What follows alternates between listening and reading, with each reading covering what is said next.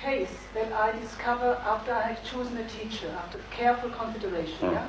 If I later on find out that he is having sexual contact to his students, misusing his power, is that a sufficient reason to say, sorry, I won't go on with having this relationship with you anymore? If I only find out later.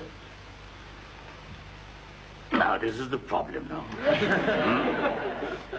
Now, as a Buddhist who practice Tantric, now, I can only say is, before receiving teaching with motivation or with consider as your teacher, before that, no problem.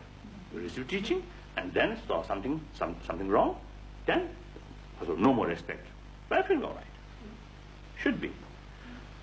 Then, once you received teaching with the realization or recognition as your guru, and particularly some the Tantric teaching received. After that, when you saw some problem there, then it is very, very difficult to develop disrespect towards that person.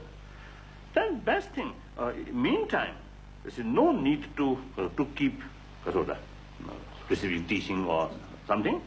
You can just distance, just ignore, not showing disrespect, but simply close on that side.